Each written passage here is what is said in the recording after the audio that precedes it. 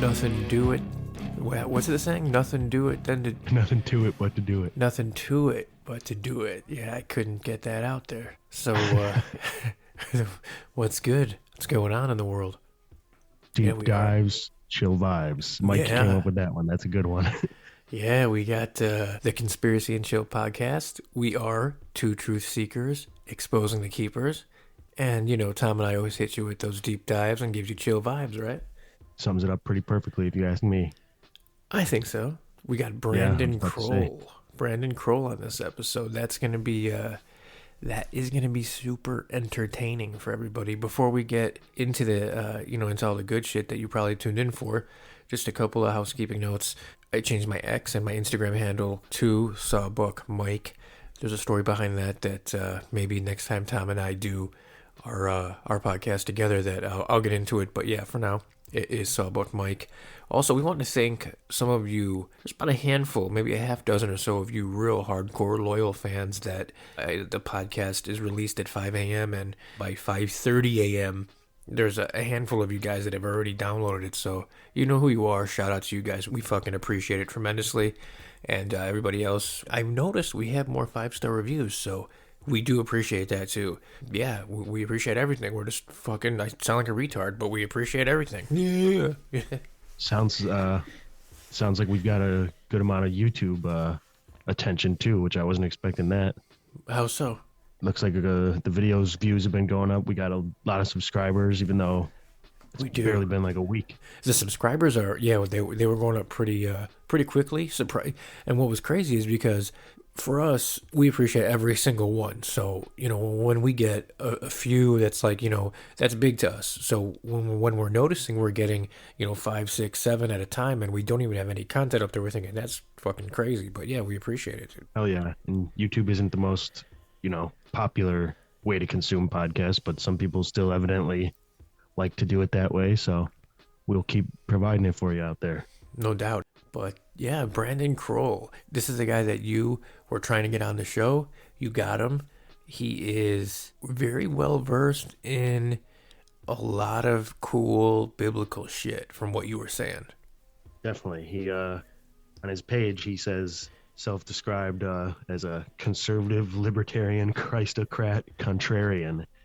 And I like to, go for the deep dives on the secret societies and what their occult beliefs are and like what they trace, their lineage to, and the obvious symbolism that people in the, truther community point out, like, celebrities and stuff making these gestures or posing a certain way, and just symbolism in pop culture and stuff that almost seems like way too obvious, hidden in plain sight, but he takes it to another level. So he's on a deep dive of his own. We'll have to get his expert opinion while also dumbing it down for both you and I and anyone listening who might not be as far down these trails. Deep dives, chill vibes, bro. Bingo. This was a fun one. He lines up perfectly with, like I said, just kind of the general thing that people in this community try to point out. Dude, did you hear about, this happened I think like maybe 2 weeks ago as we're recording this. It was in Florida. Hulk Hogan rescued a lady that flipped her car over, I guess, and he rescued her. But here's the crazy part. He was interviewed, right after the fact. You know how they do. The news interviews him, da-da-da. He was wearing an NWO shirt. So imagine this, bro. You flip your car. You think you're going to die because you're trapped. Your car's going to catch on fire. You're bleeding. You look out the window, and all of a sudden you see Hulk Hogan coming in an NWO shirt to save you. What the fuck, bro? That is some shit I would literally have expected to happen when I was like a little kid. If I got into a car accident, like, oh, no worries, Hulk Hogan is gonna come save me or something. You wanna know some funny ass shit? When 9/11 happened, I was probably, I don't know, like, dude, 7 years old, and just like any other little kid at the time was confused as to what was happening, and like, oh, what, these countries attacked us, like, and like they're feeding us the terrorist narrative. Word for word, I told my mom and dad, I was like, what they need to do is they need to just send all the WWE over there to beat up these guys. No, you didn't. I did. I thought that would solve it. I was like, like these are the toughest, strongest guys in the world. Can you imagine if they just went and fought the terrorists? It would be over in an instant. Like, dude, we got the Big Show. We got Mark Henry. Like, they don't stand a chance. Like, Oh what my if Kane just went and God. choke slam the terrorists? The world's most dangerous slam will take care of them all. And Oh that's man. my childhood naivety and paradigm at the time. Wait, so And just you were only 7 years old when 9/11 happened? um, You had to be older than that, dude. Because I I think was, the math checks out. I was 21, bro. Well, I was in third grade, so however old you are in fucking third grade. Holy shit, dude. I'm so old. Yeah, Well, I about to was, be 31, and that was 2001. So damn. Yeah, well, okay, yeah. I'm what? So you're gonna be 31 this year? yes, in When? about a week. Oh shit, so coming up. Okay, I'm gonna be 44 in August. So, yeah, like 13. I'm 13. Got like, yeah, 13 years on you. Holy fuck. When you say 13 years, that's one way of saying it. But when you say I was How old you were at the 21, time? Yeah. right, and that is kind of a weird fucking thing. So yeah, this one was fun. Brandon Kroll, super knowledgeable, covered a lot of things, and I think everybody will enjoy. What do you think? Let them hear it. All right, so here we are. We got Brandon Kroll, an independent researcher and self-proclaimed podcaster for hire. He is a extreme deep diver. I found him on Instagram, and I love what he's posting on there. And thanks for coming on, dude. Appreciate you having me on. Yeah, One of no problem. the main things that I see from your page is, breaking down secret society symbolism and the Mhm. occult practices of, the elite or the deep state, whatever you want to call it, kind of Yep. things that people in the truth seeker or conspiracy community, if you will, are pretty privy to and like to use as a, like a whistleblower effect to kind of point out things to people who are a little more naive. Like, hey, look at these, they're all flashing the same symbols. They all kind of have the same mystical occult beliefs, but you definitely take it to a whole nother level. And if I'm not mistaken, you said you're related to Albert Pike? I am, Oh, and Ben man. Franklin. And Ben Franklin? Yep.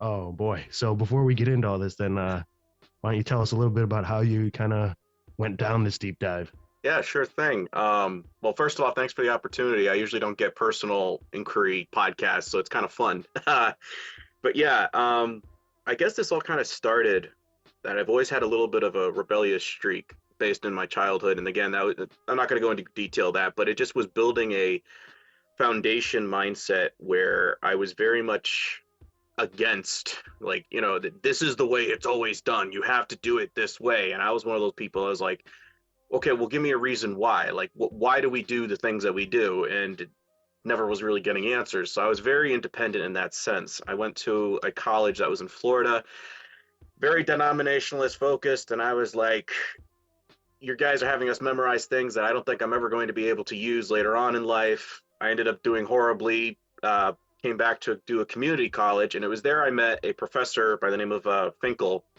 and it was English literature, and he was making us do stuff that was like Animal Farm, Shakespeare, the Iliad, and he was one of those guys, like, it wasn't just an English class for him. He wanted you to experience and be involved with the characters itself. So like with Animal Farm, he had us like all put the tables together and sit around the tables, and then we were all looking at him like, okay, this isn't a typical English class. What do we do next? And he just goes, and he like gives a little silence, and he points to the slide and just like, discuss among yourselves. And it was a psychological thing to get us thinking, like, which character are you in this book? Who's going to take the initiative? Who's the one that's laid back? And then how can you add that to your personal life? And then he had us read the Odyssey, and I was totally, I'm one of those guys, like, when I get something, I want to do it different than anybody else in the classroom.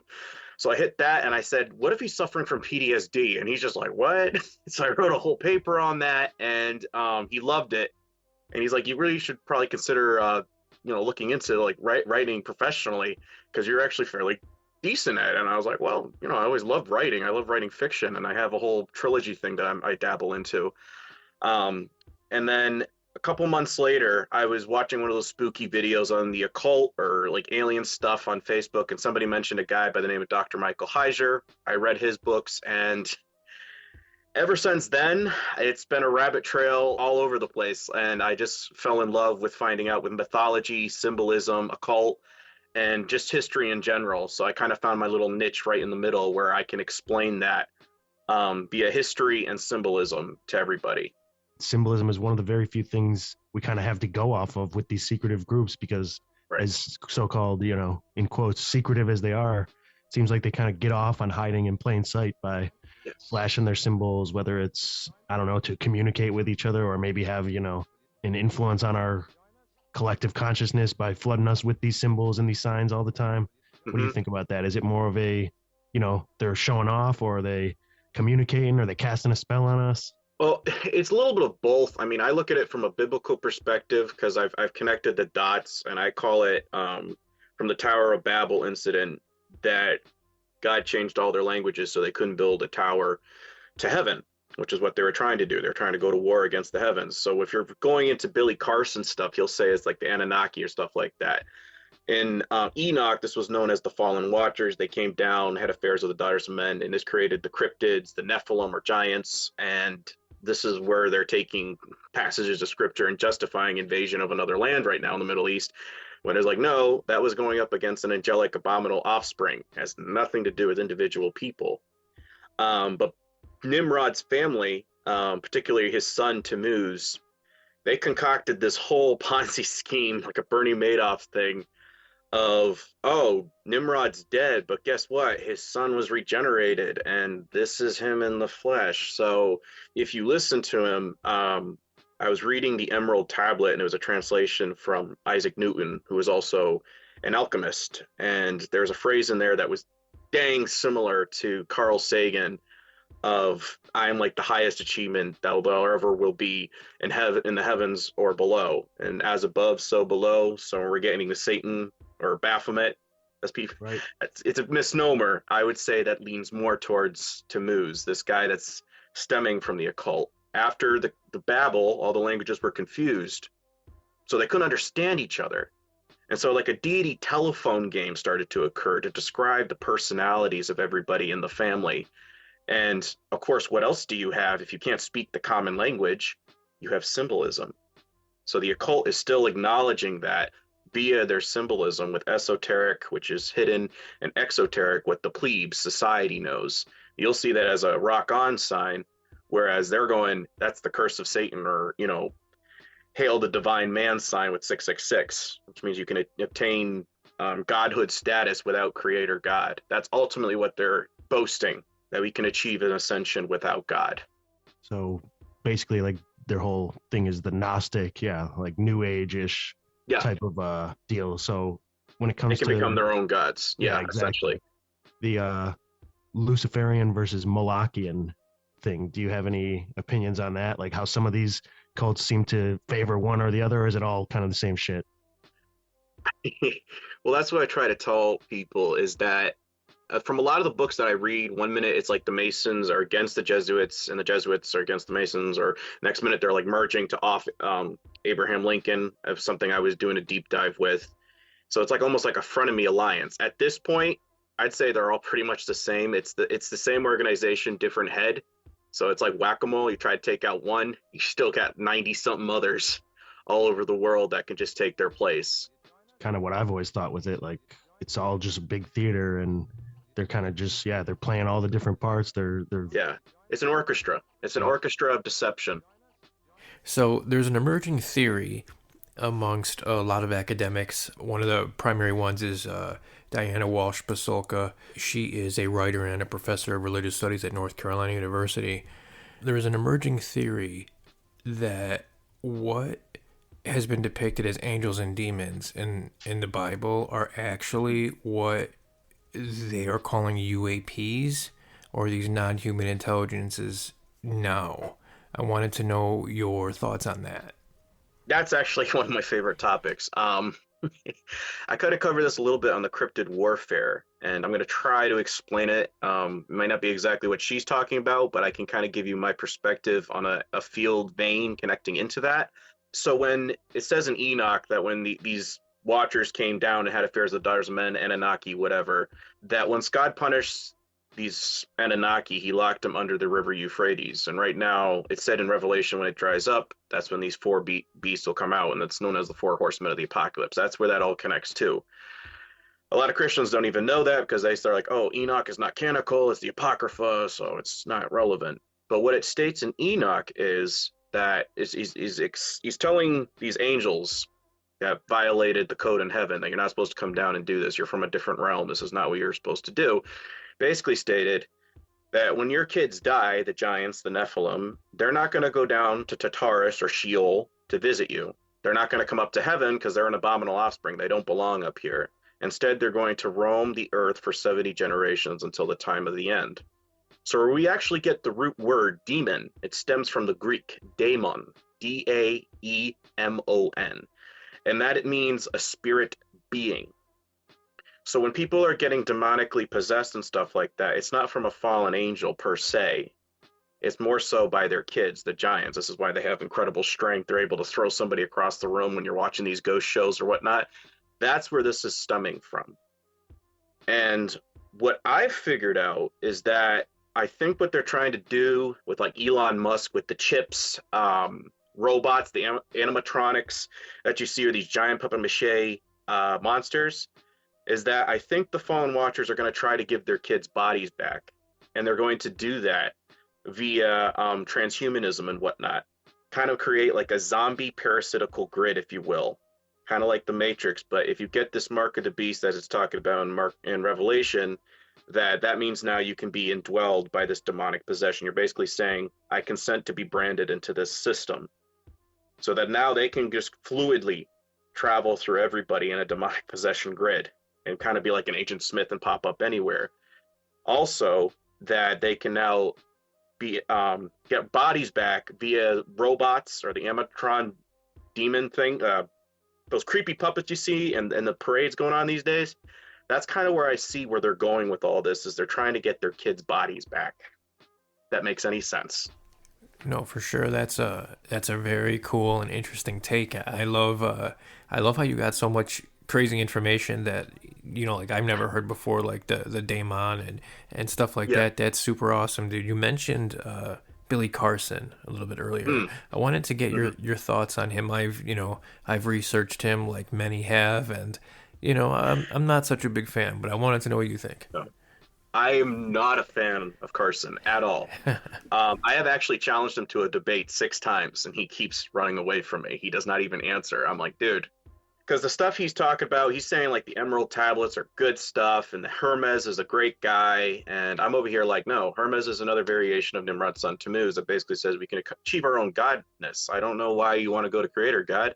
The fallen angels or watchers, they already gave us the secrets of the universe. I mean, they were from there, right? I already translated this stuff, so we don't need them.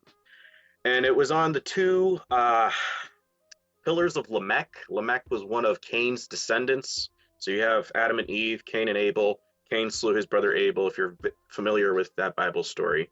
And what it appears happened is that after Cain was banished with the mark of Cain, which was very probably similar to what you see for the mark on Harry Potter's forehead. It's probably very similar to that he went to Mount Hermon. Mount Hermon in Hebrew means cursed or forbidden. And he offered up his daughters for this angelic orgy to come down and have affairs with the daughters of men. So constantly when you're reading in Greek mythology or whatnot, that the gods came down and, you know, you're the son of Zeus or whatnot. That's where that stems from. And this is the reason why they would put statues on top of their temples, because they were trying to entice the gods to come back down and be amongst men once more. Hermes, or Tammuz, Thoth is where we get the word thought from, wise, wisdom. He translated these tablets by Cain's descendant Lamech, and it was these pre-flood. God flooded the earth because what the Watchers taught man and the Nephilim and whatnot, God's like, we got to wipe it all out. And he did for the majority part. Some Nephilim survived somehow. Still looking into that one myself. And the 2 twin pillars of the Emerald Tablets were translated. And so Tammuz basically rebooted what was pre-flood. And he introduced cuneiform, where we get astrology. He's likely the Prometheus, where we get fire from. And I state this because Prometheus is known as a messenger between the gods, as is Hermes, as is Thoth. always depicted with the Caduceus staff, as is Baphomet's manhood. And what I don't like about Carson is he's basically pitching that Hermes is the good guy here. And I'm like, no, he's not, because basically his ideology is what stems all the other occults saying that we don't really need a creator god, because he already figured it all out. Everything we need is down here. That's it. This is the highest we will ever obtain or achieve. And what I think Billy Carson is a controlled opposition, so that when people are buying this idea of an alien invasion with Project Bluebeam, that they'll be looking at these space gods returning as a good thing. And it's going to fix our society. And whoever's going to be the messenger or the mediator between the gods is going to be the Antichrist figure, most likely. Now, while they're going to have us all looking up as if it's coming, as they're coming down, in reality, I think it's going to be coming up from the river Euphrates. But they want us to get the idea of believing in aliens and extraterrestrial life, when in reality, it's going to be fallen angels coming back. So that's my take on Carson. Sorry to be long-winded, but I don't like him. No, that's great. That's good stuff, man. I echo a lot of that. I'm not a huge fan. Are you familiar with Matt LaCroix at all? Name's ringing a bell like crazy. What is he? Does he have a show? I'm sure he does. Yeah, he's been on a lot of podcasts, and his thing is kind of similar. He doesn't claim to be a prophet or anything, but he's done a lot of really good research. He doesn't bullshit like Carson. I don't know. I just get my bullshit meter just goes crazy with him. Right, same. Yeah, it's crazy, man. You mentioned Hermes Trismegistus, Thoth. Yes. You're the first person that I've heard with the take that he was a bad guy. Can you kind of elaborate on that a little more? Oh, hell yeah. So, I mean, I've done other shows, and since this one's not visually stimulating, where I can actually present slides and kind of be like, you see this? You see this? I'm not making this up. This is an exact quote and description, but you can tell a lot just with the symbolism, especially like the Caduceus staff. That's known as the Herald's Wand, and it's attributed to both Thoth and Hermes. And again, that's the Egyptian equivalent, that's the Greek equivalent. So across the Mediterranean, they're having things going on. Baphomet, again, goat god, and it's very interesting with goat gods because you got Pan, you have Dumazid, and this is where I've connected it to Trump. Donald Trump has a modern, yes, wow, he has a modern variation of Tammuz's name. Donald stems from Adonis. Adonis means Lord, as did Baal. Bel Hermon, that connects to Mount Hermon. Mount Hermon, where we get hermaphrodite, where we get Hermes from. Again, hermaphrodite, when you get with Baphomet, there's another connection there. Pansexual, pandemonium, pandemic. This is what I want. Okay, so now I can connect this to the two. Sorry. When you are looking on Baphomet's arms, you have one tattoo that says Solve, which is an alchemy term of coming into existence or bringing something into form. And then you have coagula, blood clot. 9/11, two towers coming down, is the ascension day for coronation day. 9/11 was coronation day for kings in ancient Israel. The two towers coming down was representing the two emerald towers that now he can ascend. Corona in Latin means crown. So when I'm connecting this stuff, I'm looking into etymology, so we get to somebody like Trump. So we get Donald, means Adonis, means Baal or Lord, that's what the name means. And then we find the equivalent. What's the equivalent down there? Well, the equivalent over there would be Dumazid with a Sumerian goat shepherd god. And then we get Dumazid's equivalent was Tammuz. And Tammuz is mentioned in the Bible in Ezekiel 8:14 in relation to sun god worship. And it was an abominable ceremony. So I was like, okay, so now we have a connection with sun god worship. Let's see, does Trump have anything in tie with this? Yes, he has 3 sun god relics up in his penthouse tower. Happens to be the before address used to be 666. He just happens to have the all-seeing eye between 2 pillars up there. Now, if you see your social security, you'll have 2 pillars on each side. Why is there a falcon beast or a bird of prey? Well, it could be an eagle, it could be a falcon, it can be a hawk. That would connect to Horus. Horus is a sun god, as is Apollo. as is Helios, heliocentricism, where we get our globe Earth from. Ra would be more so Nimrod's, Tammuz's father, and then was a couple other ones. Yeah, pretty much. I just think of a sun god, that'd be an equivalent. So I was trying to figure out, okay, if Hermes is such a good dude, how come he connects so much to this all-seeing eye and sun god worship stuff? Because like even when you get the halos in the Catholic Church, where did that stem from? Well, that came from Egypt. And Catholicism is not Christian at all. It's a counterfeit as hell, and that's really pisses me off when I'm hearing people saying it's Christian. I'm like, no, it's not. So we get the halo from there. Where do you get the little Pope's hat from? You get that from Mesopotamia, and that used to connect to the Philistine god Dagon, the fish god. So I'm over here going, if Hermes is such a good guy, how come these people are worshiping him or killing people in his name? He's over here trying to teach man that we can become gods ourselves, which, if you know the story of the Garden of Eden, the snake comes up to them and says, if you listen to me, ye shall be like gods. And it talks about that in Genesis 6:4, that the sons of God came down and had affairs with the daughters of men. Now, a lot of people like to just think, oh, it's just God up there by himself. No, he had a heavenly council. What I think was happening is why he sent Christ is because it's not God incarnate. I'm really against the triune part in Christianity. If anything, he was sending his son to redeem new people on this side of this realm because they can't go up there yet. Why? Because they need a sacrifice. They need something to break that realm barrier. Hence the baptism. And when he was baptized by John the Baptist, that was the breaking of a barrier. Because personally, I'm a domer. But if you were listening from that perspective, it's supposed to be firmament. That's what it means in Hebrew. It means solid dome. And it says waters above, waters below in creation. So by being baptized, he's now breaking that barrier so that those who follow or accept him can be indwelled with a Holy Spirit from another realm, celestial. Because then you get the verse later on in the New Testament that says, behold, what manner the love of the Father that we, Christians, saints, those who are set apart, can become sons of God. So what does that mean? Last time I saw sons of God, this was in Genesis. How are we sons of God? Because personally, what I take, a lot of Christians get mad at me for this one, but I said, I think we're replacing them.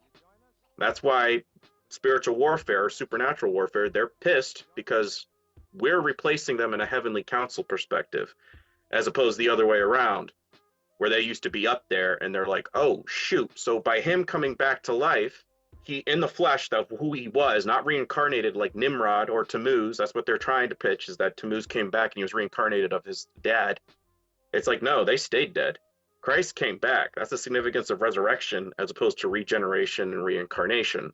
It's a parody. That's why I call him Christ's pagan doppelganger. So him trying to pitch this whole thing like, you can be reincarnated, you can have immortality. If you die, you'll become a god on the belt of Orion, which is why they have stars on the Hollywood Walk of Fame. They truly believe that they can ascend and become like gods. Angels in ancient Hebrew were known as star walkers. This is where happens to be a Jewish individual. The guy who wrote Star Wars, George Lucas, Luke Skywalker, it used to be Star Walker or Star Killer. Yeah, all interconnects because of the mythology or the traditional sense of stuff coming down. Does that make sense? Yeah. I feel like I just went all over the place. I'm not sure if that explained it though. No, it does. And to speak for Mike and myself, like we both definitely were hardcore, alien and UFO guys. And I was a big David Icke guy. We both were raised Catholic and kind of like, we got away from that. And I was not really into the whole idea of religion because of Catholicism. And it was just so dry and boring. And like, I even dabbled with, some Celtic paganism stuff at a point and eventually reached the understanding like, oh no, shit. Like, yeah, this is all angels and demons when it comes to the aliens and like the pantheons of other gods and Odin or Cernunnos and all this other stuff. And yes. It really is the people who kind of push the narratives or the alternative thinking, like where you were saying with like the Hermetic stuff or Billy Carson and these other guys. It's like they know that people are gonna eventually pick up on this kind of thing as it's coming back into the consciousness. So if they can just lead you just enough astray, where there's not the God aspect of it, where it's like, no, you're your own God, or you can become a God yourself. Like, because the whole David Icke thing, it's like a lot of what he says is actually true, but he leaves out the one main aspect of it, like the God and demon part. He tries to paint it as, you know, interdimensional beings from another star system or some shit instead of demons. Yes. Wild stuff. And that's even, it's right that you felt that way, because somebody else was saying that they felt very weird being in the Catholic Church. And he was bringing up this, and I was like, oh, wow. Because when you take apart the word religion, you get R-E-L-I, which is rely on, and then you get G-I-O-N, jinn.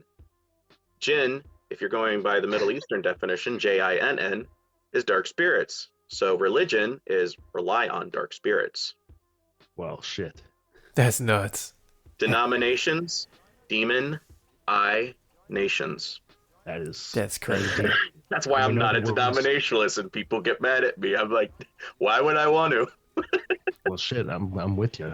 Like I said, I've kind of been through it all. I've dabbled through it all, and I don't really feel like I fit in with any church. And I definitely have Jesus in my heart nowadays, and that's what I feel matters the most. Because once you have been down these topics for so long, and like you put it this way in your posts and stuff I've seen too, you can clearly see that the, you know, powers that be, whatever you want to call them, the Illuminati, for lack of a better term, right, have a deep spiritual belief of their own, whether it's got to do with human sacrifice and, you know, trafficking children and symbolism, and like they do think they're gods when they come out to these like Super Bowl shows or these giant concerts where that basically is like the new form of idol worship. And yeah, it's just crazy, man. That type of shit leads you to Christ if you're really, you know, open to it, and you can kind of spot the deceptions and stuff. And yeah, that's definitely where it led me. Were you always Christian, or did you always have the biblical perspective when you were first starting to get into this stuff? Yeah, I was adopted into a Christian home, but I didn't accept Christ until I was about 12 years old. I'm a very intellectual, analytical sort of individual. So it was like I knew headwise a lot of stuff, but I didn't really click for me until I was about 12. And then where I got saved was next to the Connecticut River. It was 3 benches down. I remember from the town of Enfield in Connecticut. And I remember that I was big into pirates at the time. So the phrase that I used was ironic. It was like, Lord, I want you to steer the helm of my ship. And the minute I said that phrase, it like something just surged off my back. It literally felt like dimensional, I don't know what you want to call it. But it was a thing where it was enough to make me literally jump, and I looked around. My dad didn't even see me, but I was like, okay, that's something I've never felt before, but it literally felt like something was just released off my back. And prior to that, I used to have a very bad temper that I think I inherited from my birth father. And from there, I can definitely say that I felt like I've been being watched. I've gotten into incidences and scenarios where I'm like, there's no way I should have survived that, but somehow by the grace of God, I did. Do you have any kind of ghost stories, or maybe you saw like some kind of crazy triangle in the sky, anything like that you can't explain that you could share? Oh gosh. I can tell you one story. It wasn't necessarily with a UFO encounter or whatnot, but I think it was actually demonic possession.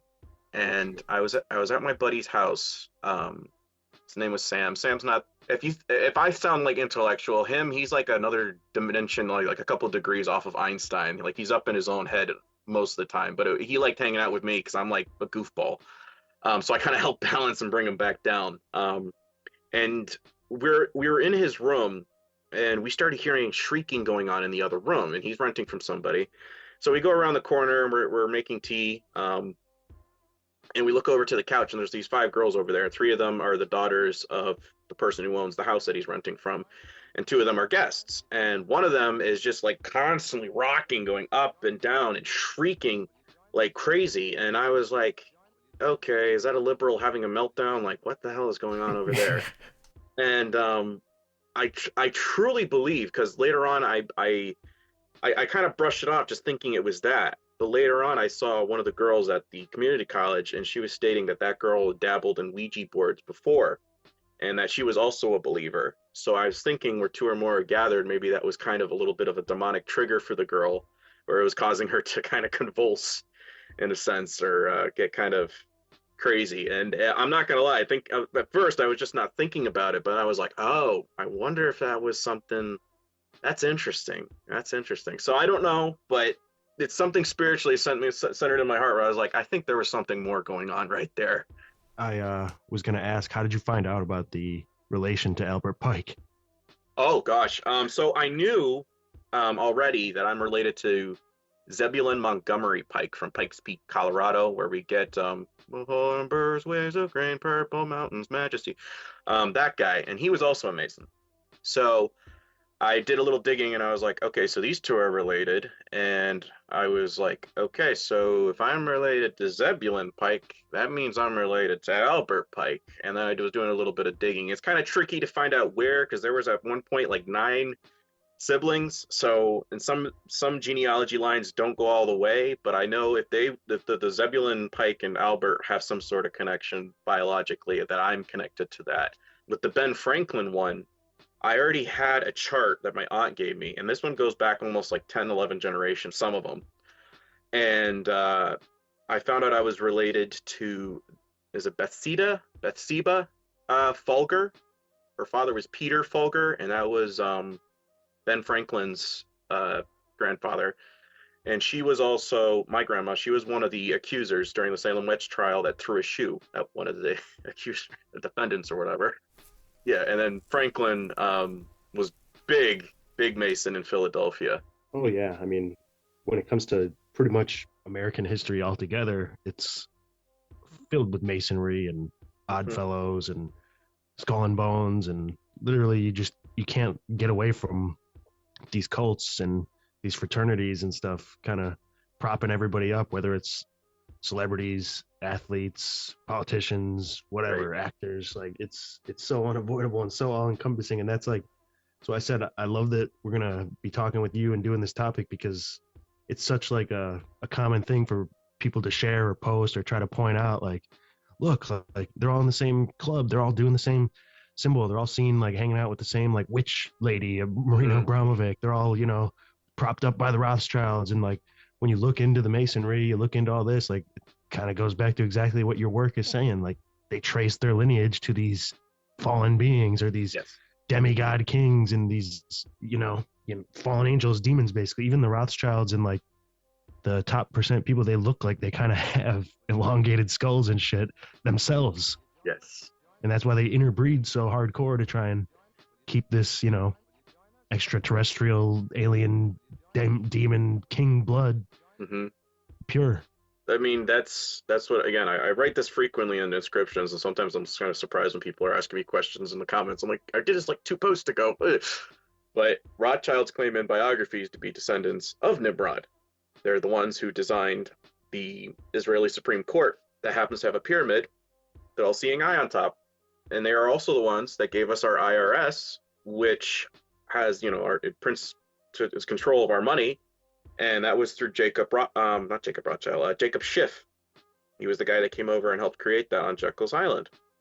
So when I'm telling people, I'm like, they definitely believe in a Messiah figure with, if they're having that eye on top of the pyramid, because that either the eye on top of a pyramid, the star on top of a tree, or the wings on top of the caduceus staff, those all represent the product of incest at the end of the day, is Tammuz. You want to go into pentagram, 3 and 2. 3 and 2. 3 represents male because of the digit. 2 represents female. 5 is the number of man. So why are we putting a star on top of the tree? Well, that's the product of incest, the best man that ever was. And on top of a fir tree.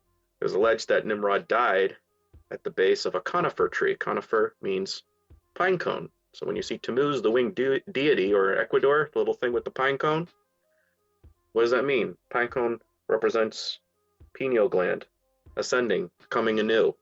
That's what that all represents. And so when you're looking as well to the little shoot that comes off of Baphomet's head that goes all the way up, kind of looks like a little egg on top, pineal gland. You're ascending. You're becoming like Isaiah 14:14 that the serpent said, I'll ascend to become, or Lucifer, I'll ascend to become like the God Most High. Dude, so when, that's crazy. Yeah. Have you ever seen the what the Egyptians did to the human brain. They did like a cross section of the pineal gland and how it looks just like the Eye of Horus. Like Hmm? obviously they modeled it after that. Isn't that insane? Like how advanced were they? Very.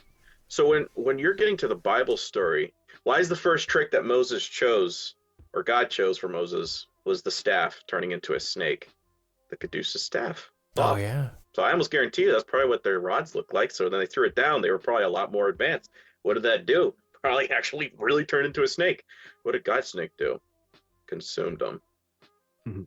So again, what I'm trying to explain to people, because people are like, "Oh no, the Druids are Christmas didn't start until Martin Luther," and yeah, I'm like, okay, let's pull it back. Find the pentagram. It traces back to Mesopotamia 6,000 years ago. They found it on pottery. So the first witch, or sigil of Ashtaroth. Asherah means grove in Hebrew. So we're in there saying tear down the groves of Baal and Ashtaroth. That connects to tree worship. It's actually mentioned in Jeremiah 1 through 5. It was talking about tree worship and be not like the pagans who look to the stars in wonderment or for advice. Ashtaroth, astrology. And when they're over here doing the snake staff stuff, eventually this serpent cult is not getting as popular into the Mediterranean area as they were hoping. So what happens to these magicians or sorcerers? They start migrating further north to the northern tribes, and they became known as druids. Now you look up Oh, anything on druids, they'll tell you it's tree worship is one of their biggest things. Regeneration, going back to the Christmas tree. If you look up where we have most of our Christmas traditions, they'll stem back to the druids of Germany and Ireland. Why do we have Hollywood? Named the Druids' after a magic tree wands. that was used by druids, right? But when St. Patty was given the moniker driving the snakes out of Ireland, who is that referring to? The Druids. Druids. Snake again. Snake staff. Yeah, this is one of my favorite topics, and what really led me, kind of back to Jesus in the first place is because I've super Irish ancestry, and like that was something I was always interested in, and studying the Druids and try kind of like being a LARP pagan coping, like no, the Druids were good, they were cool. Meanwhile, we knew they were literally doing some Canaanite like activities and just a lot of human sacrifice. Like Yes. they referred to themselves as the serpents, and yeah, the tree worship thing. Some of the stuff that I've uncovered is, I feel like, very confident at this point that the Celtic races are a lost tribe of Israel, and that they were just carrying on some of the old practices that got them kicked out and exiled in so many places. It just evolved into other stuff, kind of like you said, as they spread out. And like the whole word druid, or the word Jew even too, some people think comes from the yew tree, like they were the people of the yew tree, like they were worshiping the yew tree and Oh, that's stuff like cool. that. Yeah, and Iberia was the name of like Spain and Ireland at the time, Mhm. and the inhabitants of that place would have been referred to as Ibiru or Ibri, which was Hebrews. And there's even an island off the coast of Scotland too called the Hebrides, and then you consider the Scottish rite of Freemasonry and all the similarities of Druidry to some of these secret society cults. And I was starting to piece that together, and I'm like, oh fuck, dude, I can't go along with this type of stuff anymore. It's clearly got some malevolent ties. But something else I was even considering, because I've thought of it from many different angles, is like obviously the Romans played a big part in having the firstborns killed to try and prevent Jesus from being born, and Yes. eventually hijacking the church together and forming the Roman Catholic Empire and the Vatican and whatnot. I have a theory that if the Celtic races that have been kind of suppressed and subjugated to a lot of genocide and whatever else over the time, that maybe the Romans, because I don't know, maybe was it like 30-40 years before Jesus was born was Julius Caesar's time, and his main enemies was the Gauls, and he basically holocausted them. Like he killed all the Celts within Central Europe. What if he knew that they were a lost tribe, and he knew a Messiah was going to be born, just like many of the wise men and stuff prophesized? So he took out all the Druids so that they couldn't be born. Jesus couldn't be born of that lost tribe. And then I've even thought and speculated that, well, the Galatians of Turkey, they were Celtic people. What if the Galileans themselves were Celtic and Jesus was from Galilee? So like, I don't know. It seems like the Celts have been largely targeted by two of the most powerful empires of all time: Right. the English Empire and the Roman Empire. And yeah, I don't know. Leads to a lot of questions. Well, I know a little bit. So when we're getting to the sea people and whatnot, I was able to piece together just through looking up when every time you see a Philistine depicted, they got the little red headdress going Uh-huh. on. And they were the basis for the Phoenician culture. The Phoenician culture were the ones that were getting kicked out by Joshua. And there's even in Ireland on one of the base of the clips where they said we got kicked out of where we were by, and they actually named Joshua's like name and his father, blah blah blah. So I think maybe there's a connection even with that, with the Celts. Maybe there was some sort of Phoenician ancestry connecting to them. As for the like lost tribes and stuff like that, that's something I've always been wondering. But more so, I've been leaning towards. I think a lot of people are emphasizing towards ethnicity, or like they're like, oh, Jesus was black, or the blacks are the real Jews, or something like that. I'm like, I don't think it matters because Galatians 3:28 was talking about there's neither Jew nor Greek, male or female, bond or free, for you're all one in Christ Jesus. And I think what a lot of people are missing is they don't understand what the Holy Spirit really is. And I just did a recent thing with Missing the Point podcast explaining that and compare contrast alongside Freemasonry is that when we're talking about like Holy Spirit, we don't really understand the significance of the temple veil being ripped in two, is that there's no longer a God in the Holy of Holies because he's now within you. And it states this throughout the New Testament: as greater is he that is within you than he that is of the world. Know ye not your body as a temple of the Lord. And then I think somewhere was it 1 Corinthians 3 is that whoever hurts one of God's people, blah, blah, blah, you're hurting something of God's and he will avenge, or temple. And he even states this himself. It says, in 3 days I will tear down this temple. Well, he didn't talk about the physical building. He was talking about himself. So the fact that we can't find the Ark of the Covenant these days, I highly suspect, because if we did, we probably could touch it because it's now within us. The Holy Spirit, now we have access to that. And that's what I was trying to explain to people is you have to understand this is a son, not triune. And I'm going, because if you're going triune, you're believing God incarnate died for 3 days. That is very much a Nimrod Tammuz religion where he regenerated. He was reincarnated. He on one side he ascended to become the god of hell through Osiris or CERN, Cernunnos, where we get our internet from. They're the ones that created the internet. And then disease X, Osiris pose X, that's where that's going to come from, going back towards Nimrod. But when you go the other way, it's either at a certain point, triunes have to understand when Stephen the martyr was dying, he says, I look up to the throne of God and I see Christ Jesus, or I see God and Christ Jesus on the throne standing next to him. And it's like, okay, that sounds like two distinct individuals. Talks about two thrones when you get up into heaven.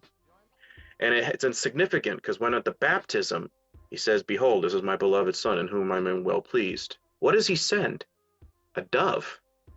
Doves symbolize deliverance, as it did with Noah. Where do we see Christ a little bit later? In an olive grove, Gethsemane. Compare and contrast with the Garden of Eden. Garden of Eden means paradise. Gethsemane means oil press. Jonah's name meant deliverance as well. But what does he send? He sends a dove. A dove, one, to give us land in the Noah's Ark.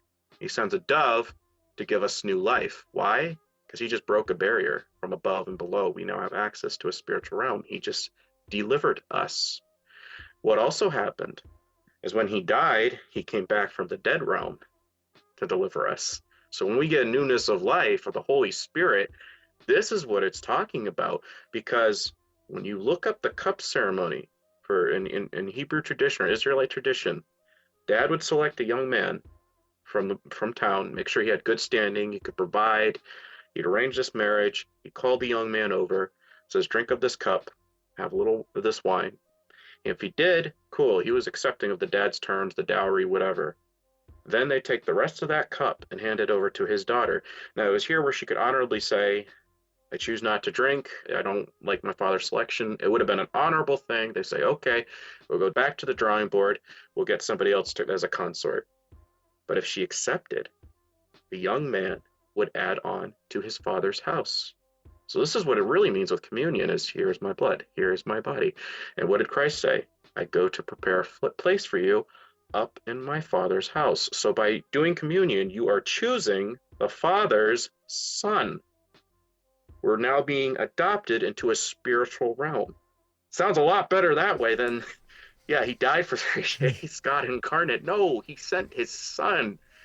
So the fact that where he's dying on the cross, he says, Father, really? Could you let this cup pass from me? In the Garden of Gethsemane, he says this. It's a big, big deal that we're missing. And a lot of people, they think they know what the Holy Spirit is, but when you get to Matthew 24 and 25, it's talking about sleeping bridesmaids, saying that 10 of them are there, 5 of them fall asleep, and when they finally do wake up, they find out they don't have any oil. Look at this from a biblical perspective. What does Proverbs say? Thy word is a lamp unto my feet. So if the word, Bible, is the lamp, and it was written and inspired by the Holy Spirit, as I think it says in Colossians, it was inspired. Godly men were inspired to write with the Holy Spirit's blessing. So if the Bible or the Word is the Holy Spirit, what is oil? Oil would be the Holy Spirit indwelling you with discernment, so you know and you're prepared for when the bridegroom returns. If you don't have the Holy Spirit, you're going to fall asleep. And what does he say? Depart from me, I never knew you. You thought you were of Christ. You said, Lord, Lord, did we not do things in your name? But you never really understood what the gift was. And that's the scary part, is that most denominationalists are defending adjectives and doing stupid stuff like defending Zionism and not understanding what you're supposed to be as a Christian, is that his kingdom is not of this world. It's not about patriotism. It's about representing me for the kingdom of heaven. Sorry. No, that's good. Anyways. Do you believe in flat Earth? Are you a flat earther? Yes, I'm a flat earther, but I believe in a dome more so, kind of like a crystal ball in a sense. A firmament? Yes. Yep. Let's go. I've been telling Mike we need somebody with this perspective on, because most of our guests so far have laughed at the idea when we brought it up, and yeah, I kind of lean in that direction. I wouldn't say I am. I don't know either way. I just know that the scriptures do tell us it's something like that, and pretty much the people who give us all of our knowledge about space are Nazi occultists who have lied about almost everything else they've taught us. Right. So I kind of find it hard to take their word for it. Yep. Love it. Well, that's the thing, is that if you look into the history of this, you're getting, it was a Jesuit that came up with the idea, and the Pope was even accrediting him, saying, thank you for coming up with something that still makes creation work, but also approves like of evolution. And it's like, no, it's very distinct that there are 3 realms: above, middle, and below.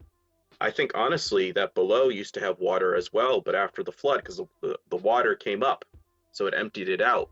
What did that open up? The option for hell to be created. Waters went up, fires are lit. So now it's literally middle ground. We're in no man's land, living on Earth, and we get to choose between what realm we want to choose. Whether we want to choose the realm of man, which is Tammuz, Hermes, and Nimrod's son religion, New World Order, or we can choose the Holy Spirit. We can choose the Father's Son and go up. For those of you who did not want to accept this, well, the fallen watchers that wanted to be like me, wanted to be like the Most High, okay, you know what? You wanted followers? Take them. They didn't want to choose me. Despite creation, despite the truth, they put ha-ha emojis, they put clown faces. They didn't want to accept me. So guess what? There they go. That's my take. But if you want to go into more specifics. Speaking of clowns, are you familiar with Paul Stobbs or his work? His thing is the Nephilim look like clowns. Yes. Yeah, we had him on the show. He's a great conversation, and honestly, your guys' work overlaps a lot. And I know that now and we discussed it a little bit with him, he's kind of making his work more focused on the millennial reign and the millennial kingdom. What are your thoughts on that? Do you think that there will be or was a literal, 1,000-year reign of Jesus on earth as the king? Do you think that could have possibly already happened?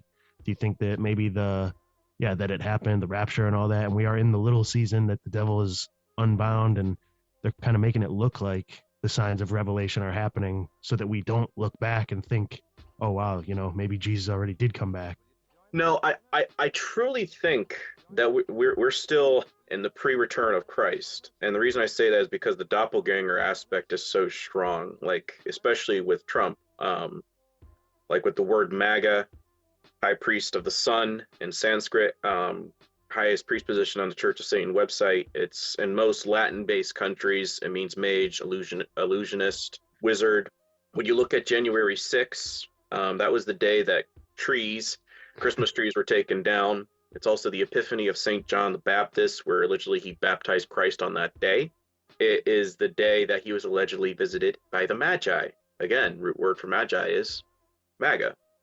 So I'm seeing that when you were looking at the Paula White video I just posted recently of the Trump campaign, there's a phrase in there saying that he knows how to change the sands beneath the waters or something like that and turn them into gold. I said, that's a very alchemy affiliated term.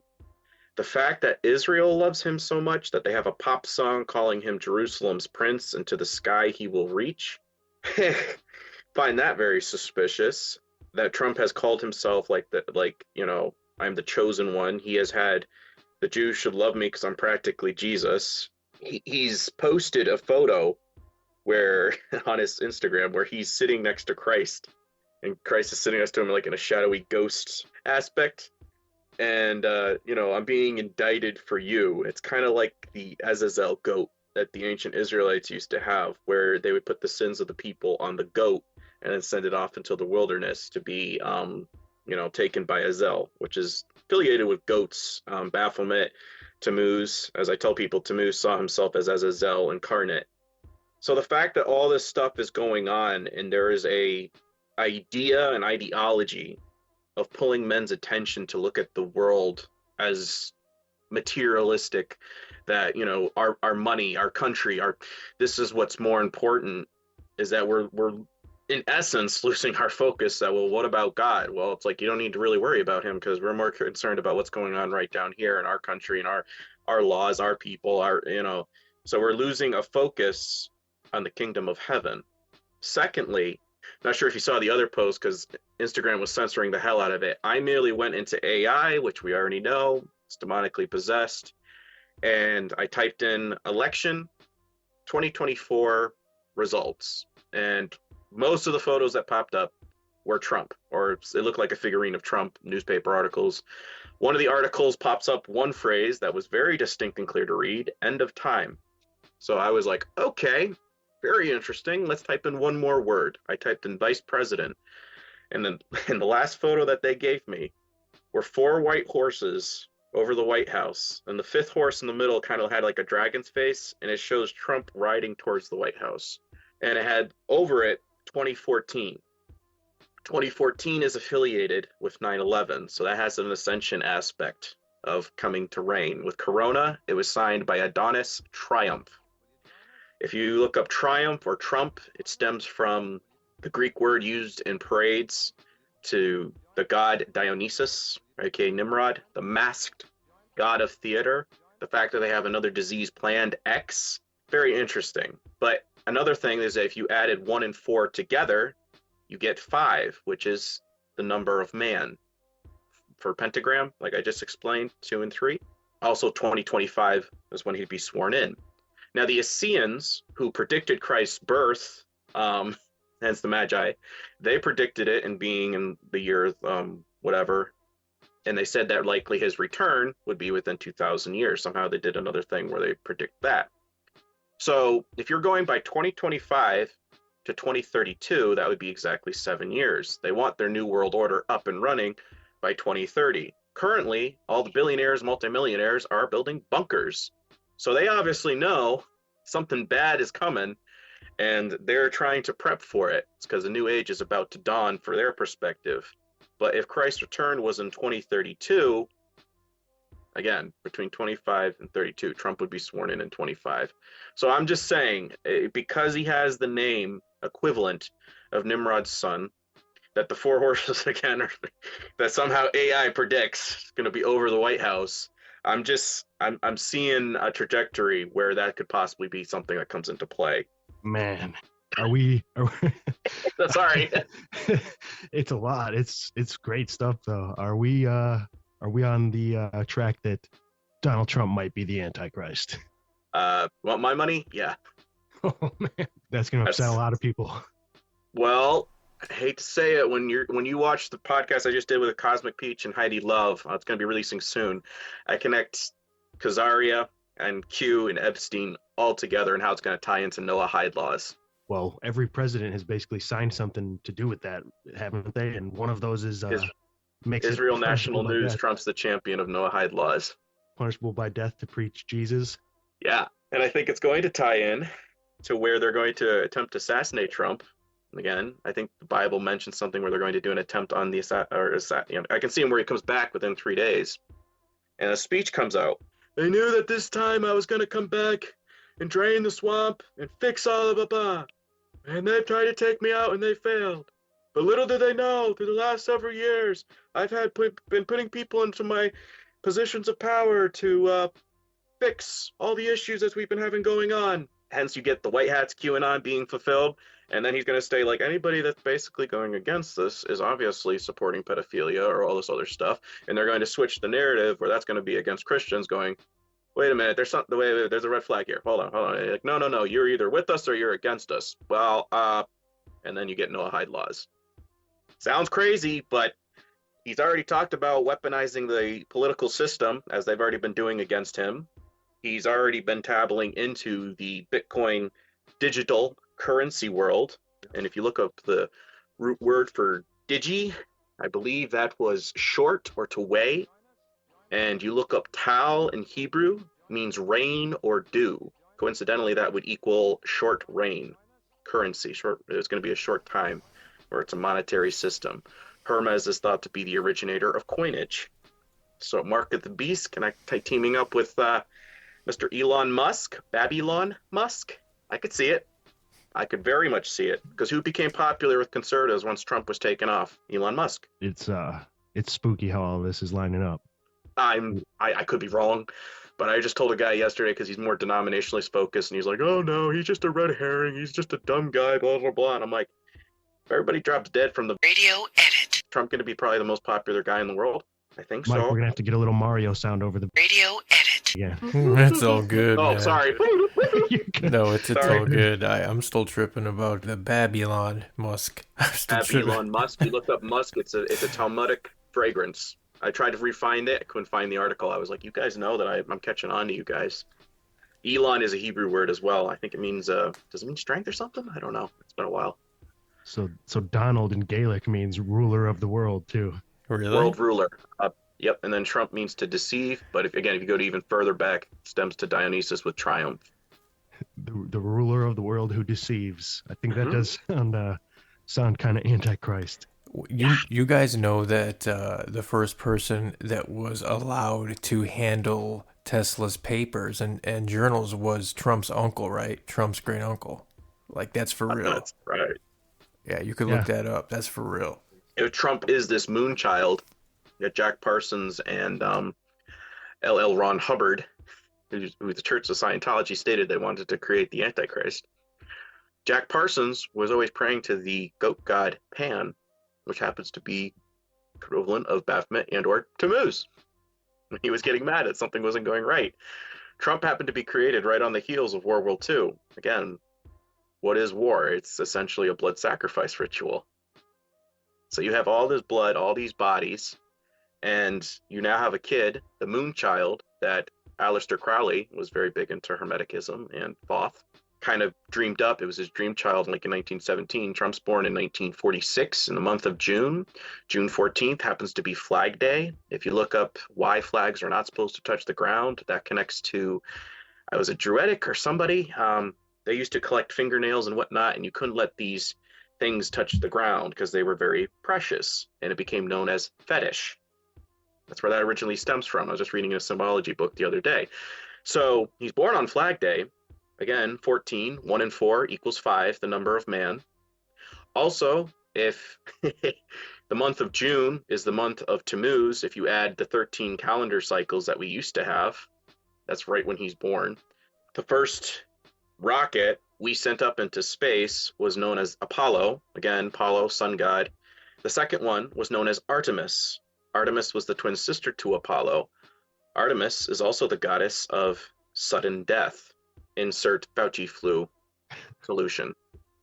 I remember when the radio edit thing was coming out and people were posting about Lucifer race being an ingredient, like Lucifer race, and then that there was a patent, something to do with radio edit from like Microsoft or something, patent number 060606. Mm-hmm. So do we think, kind of like tying back to that AI thing, that maybe that is a way of trying to prepare hosts for the Nephilim bodies, or the offspring of those 100%. deities? 100%. I actually am prepping a podcast for this with Janet. What's her face? I don't know her name, but I think it was Holistic something. She pitches the whole thing where your original DNA basically spells out Yahweh. And if you didn't know, every time you breathe, like when it says, every tongue will confess Jesus Christ is Lord at the day of judgment, every time you breathe, you already are doing that, because it's alleged in Hebrew tradition that when God breathed into him, the first phrase that Adam said was Yahweh. Every time you breathe, you're saying it every single time you take a breath. She was basically saying, so your watermark is essentially the DNA is in your DNA. But when you get this radio edit, you basically are getting something that has star material based in it that changes your DNA into 666. So again, angels were known as star walkers. You're injecting something into your DNA that's now going to change it into the number of 666. I'm going to take a hunch that the Sumerian gods, they used to control humanity. I'm just thinking that they're kind of prepping with putting angelic DNA into us, because they can't exactly procreate in the physical sense right now. They're trying to do it via this injection, which if you watch the Stu Peters thing, he had a lady that was on, and it was showing that those little black things sometimes are moving within people. So I very much think that the chip is going to be basically connected to the 5G and whatnot, because we have, with generations, we had originally Gen Z. What is Z? Zombie. Right now we're in Gen Alpha. I'm going to take a hunch and assume that the last generation will be Gen Omega. You shall be like gods, which you translate Hermes' name is roughly means is His Highness, the divine hero or whatever of eternal youth. It's roughly what his name translates into. Man, there's so much that's been covered already, and there's so much more that we could really get into too. Kind of gonna be wrapping it up, but something I did want to get your opinion on before we do wrap it up is, Sure. I remember seeing a video from Trey Smith. I don't know if you're familiar with him and his channel. His thing is God in a Nutshell, but he has a lot of good stuff too. But I know he's a big Trump guy, which makes me skeptical. And one of his things was something to do with Trump and Isaiah 45 and Isaiah 47. And there's people putting this coin out with Trump and King Cyrus on it. Yes. And Yes. I don't know.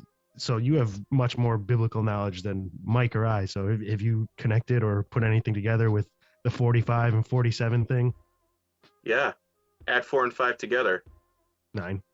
Add 4 and 7 together. Oh my God. 9/11. Hey, you did it. I just gave you the math.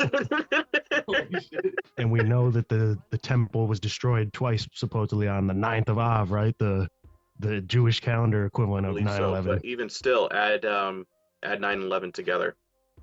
20. 2020. Add those two together, you get 40. Tammuz died at the age of 40 in a wild boar hunt. Every time Catholics are putting the little T on their head for Ash Wednesday, and they're having pork for 40 days. Yeah, you're celebrating Tammuz. Oh man. Why is Christ always depicted as dead on a cross in Catholicism? It sounds like a joke. Yes, he's dead. But what again, when you look at like the Chronicles of Narnia, he says, "Don't recite the dark magic to me, which I was there when it was written." And it's like, oh, so when that altar breaks in two in the movie, what is that symbolizing? Is that has no power over him. So the same thing, the T or the cross stems from Babylon, Persian region. By Christ coming back from the most horrid symbol of death that was probably commemorated in Tammuz's memory, and he conquers that.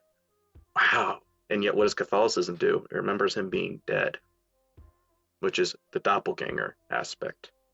Dude, you've dropped some mind-blowing stuff in this. And, Sorry. No, it's awesome. This is why I wanted to have you on, man. And Yeah. would I love mean, if you want to hear- have me back on, I could go Absolutely. for days, dude. Absolutely, I can tell. And it's been great, man. Mike, anything to add? Shit, dude. We covered a lot. This was fun. Definitely have you back on, man, if you would if you'd like to come back on, because Absolutely. I feel like we say this with almost every guest, but there's so much more that we could get into. Thank you so much, dude. Thank you for having me on. Thanks for listening. So anyone who is listening, Brandon Kroll _ Krollology with 2 L's _101 epic Instagram channel. You got anything else you would like to plug or? Yeah, if you just want to find me, I'm trying to branch out with uploading more on different things, but BitChute, Odyssey, but mainly Rumble, and a daily podcast, all one word. I'm going to try to do like swapcasts. I mean, if you guys could send this to me, I'd appreciate it. But yeah, that's basically where you can find me and find other places where I've delved into this with more visuals, as opposed to what I just described here verbally. So we're going to be having video in the pretty near future too. So when we have you back on, a visual presentation with it would be epic. Yeah, absolutely, man. Totally game. Yo. Dude, my head's still spinning. So, yeah, we covered a lot in that, huh? Or he covered a lot, I should say. Fucking epic. That was nutty. Yeah, that was cool, though. Like, okay, so here's my feelings on a lot of it. I like a lot of what he was saying, and I can get behind a lot he was saying. He obviously has, been researching these topics for quite a long time, and he knows what he's talking about. That being said, I think a lot of it is just today's January 29th, 2024. If you add 1 and you add 2 and then you take 3 and then you add that to 9, what do you get? You get 43. That's how old I am. It's like, so, a lot of it is like, if you look into anything, you could find coincidences or similarities with anything if you look too hard. I think a lot of it is that, but I think a lot of what he's saying does make a lot of sense too. You know what I mean? Yeah, I'm fucking blown away by the numerology every time. I'm a math tard, so there's that. Even the simple math he was asking me, I was like, oh god, don't put me on the spot with this. I'm gonna fuck up some simple addition. No, I'm terrible at math too. I think the numerology backs up even more because I know how much the occultists love their numbers, and like especially like the Bible is heavily encoded with numbers, and like some of that shit he knew right off the top of his head too. Like when I brought up the Bible verses of 45 and 47, which Trump would be the 45th and 47th president, and like those verses are significant to that, and then he puts it to 9/11, and man, that shit is nutty, bro. Yeah, but what connection does Trump have to 9/11? Well, 9/11 was just a whole ritual about the rebirth of the temple or whatever, like the falling of the old world and the bringing of the new world, aka the new world order. And if Trump's really the Antichrist, he would have everything to do with the new world order. Yeah, see, I don't know. That's where you lose me. Occam's razor, the most likely explanation is usually the right one, and to get to a lot of those conclusions, I have to believe a lot of crazy things, and to me it's just not likely. But like I said, a lot of what he said, I do think there's a lot of truth and a lot of good shit to a lot of what he said. He's too smart for his own good, I'm saying, in some areas. Crazy intellectual. Dude, sure. He's so fucking smart. Yeah, like you said, he just knew things off the top of his head. I'd love to have him back, though, because this is one of my favorite ones that we did so far. Oh yeah, that was deep. That was fucking deep. Him ripping on Catholic and stuff was pretty epic. I love how he went after Carson. Yeah, he told me when I was first talking to him, he's like, that guy's like my nemesis. Yeah, he didn't have anything good to say about him. I mean, I kind of tend to agree, though. Anyone who's being propped up in the conspiracy world, like, this ain't a profitable fucking venture. Like, even Sam is, like, the highest up one, but dude's not fucking rich and famous and whatever. He's still a touring comedian. Like, yeah, he does well for himself. He's doing all these podcasts, but, like, if he was a shill, he would be a lot fucking richer, and, like, his shit would be all over the place. Do you think Rogan's Billy Carson a is, like, a billionaire. No, but I think that he is probably, told to stay within his line at this point. Like he's just kind of like a fence sitter. He's not gonna really try to sway people against the people who are fucking paying him. I don't think he's necessarily a Illuminati plant, but I also don't think he's going to be allowed to put out anything that goes against their wishes because he's so propped up at this point. Do you think Alex Jones is controlled opposition? He's given just enough truth. Like, he's right about a lot of shit, but he's also leading you back to trusting in Trump and trusting in, government and elections and stuff, where, I don't really think it counts or matters that he's giving you just enough truth with a little bit of lies. Otherwise, I don't know. They probably would have killed his ass a long time ago. And as a fucking character, I love him. He's hilarious. His delivery, the shit that he says, he's funny as hell. Like, I don't know. Maybe he is legitimate, and maybe he is being used as a fucking controlled op. He's being intentionally fed things, and I don't know. Character. Who knows, bro? He is a character. Absolutely. Yeah, I don't believe that we live on a flat Earth, but I'm totally, I'm not closed-minded.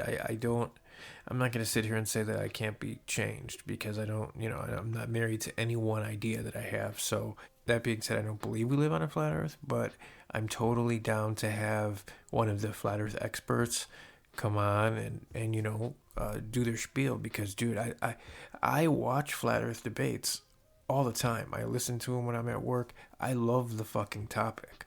It's just, I don't believe, I love it. I don't have to be a flat earther to love the topic, Yeah. I listen to a lot of videos that I don't necessarily, agree with or believe, and just get the different perspectives and see what you could take out of it. But did you ever have Hibbler on the Reality Roundhouse show back in the day? No, who's Hibbler? Hibbler's like one of the main flat earth guys. No, I don't think I had any flat earth guy really. Because it wasn't, in Hibbler. 2016, it wasn't a massive thing. It was really just Eric Dubé. Right. You had him, though, right? No, fuck no. I never had Dubé. Damn. Well, him or Hibbler or the dream guest, too, Eddie Bravo, would be great. Oh, yeah. Well, we got some in the works, and, we continue to reach out to people. The more we grow this, the bigger we get. The more 5-star reviews we get. The more followers we get on all the social media platforms. Two Truth Seekers. I am Sawbuck Mike. You are Headhunter Higgins. We are two truth seekers trying to expose the keepers. We do deep dives with chill vibes. Love it. Well, shit, dude. Anything else? All right. Well, this one was good, dude. Right on, bro. That was wild. Yeah, we'll definitely have him back on. But till we meet again, stay away from child molesters.